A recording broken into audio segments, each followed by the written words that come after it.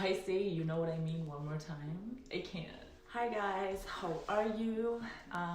If you're here, thank you. I just want to talk about something that is a very common topic. I'm going to be talking about my ongoing fitness journey, fitness and health journey. So the first thing that I want to talk about, and I think it's so common, at a certain point, you started your journey, your fitness journey. You made that New Year's resolution, or you made that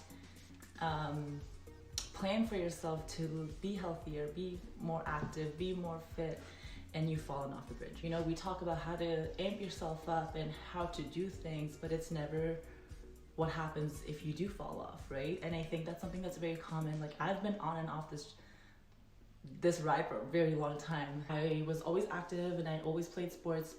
Growing up, I had a bad accident happen where my knee, I was having knee surgery. Post-surgery, all you really could do for a couple months is just rest, sit there, and go to physio for a few years. And then within those years, it's just the lack of mobility, the lack of drive, the lack of like physical activity. On top of that, I was not eating good. It was just junk food after junk food.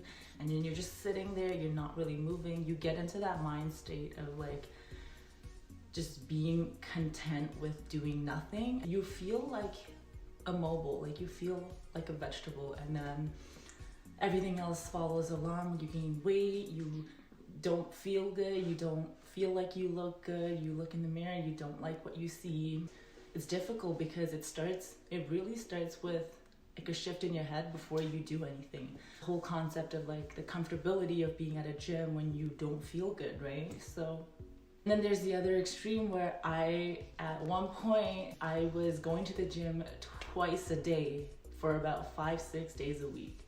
I was counting calories. There was 2 years where I didn't eat any carbs, any visible carbs. So like no grain, no rice. I was not eating rice. I'm Asian, and yes, I looked not even lean, like just skinny.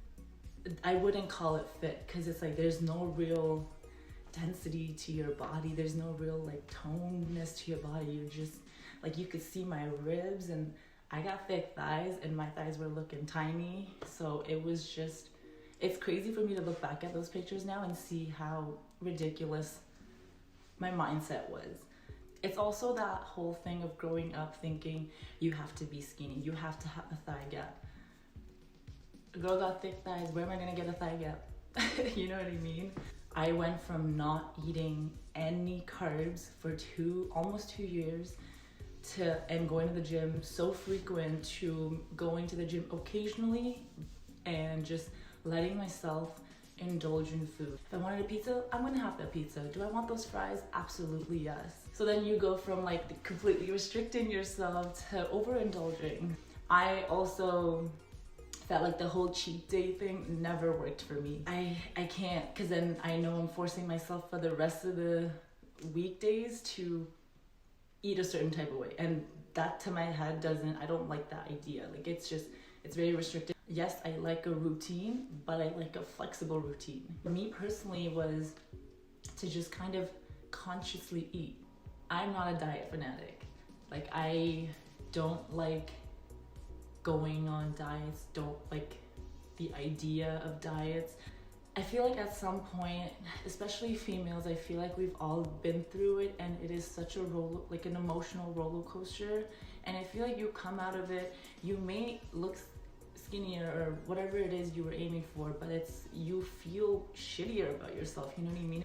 It took me so long to realize how to care for my body, how to listen to my body, and how to not beat myself down when I don't feel a certain type of way. I feel like part of this whole healthy lifestyle fitness journey for its longevity is about building a healthy relationship with your physical body, building a healthy relationship with your own mind, and not to mention building healthy habits and healthy relationships with food.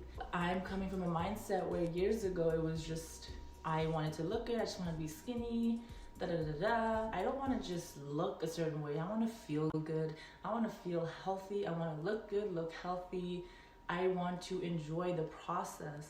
The biggest reason people fall off this like health and fitness journey is because they're missing that factor of enjoyability. You know, you hear people say, oh, I have to force myself to go to the gym. I have to do this. I have to do this. No, you don't have to do it. You gotta hype yourself to get out of bed, but the rest should be because you want to. Not every workout, not every type of fitness activity is for everybody. The first thing you need to do is find something you enjoy. You have to be patient, not only with your own body and whatever you're doing, but you got to be patient to find what works for you. For me, like being active, doing like going out for a walk, going to the gym, going on the stairs, lifting weights, it's enjoyable for me because there's that certain mentality of like it makes me feel strong, it makes me feel powerful. Once you change your mindset and how you look at health and fitness and how you look at yourself and how you look at your body, I kid you not, your body and everything just falls right into place. Talk to yourself nicely. Be nice to yourself. Be nice to your body. You look really good today. Oh, thank you. I do look really good today. It's okay to be confident and appreciate your body and acknowledge your body. Every stage in life is going to be trial and error until you find what works for you. I also went from overworking my body to having to train my mind to have rest days, to it's okay not to work out that day. Essentially, I call this my ongoing journey because at every stage in life, my body, my mindset, my surroundings, everything is changing, and what my routine is evolves with where I am at that point in life. It's so silly because I've been going to the gym for years, but it took me this long to realize it's all in here. Another thing that's worked for me is not being so number focused. I'm the last person you will find who says, I gotta lose 10 pounds.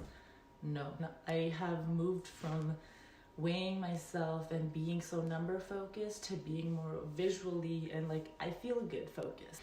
Lastly, and most importantly, love yourself at every stage. So I hope that this helps somebody or this comforts somebody or giving you a new look on how this journey is for you, whether you're starting it, in it, ending it, over it.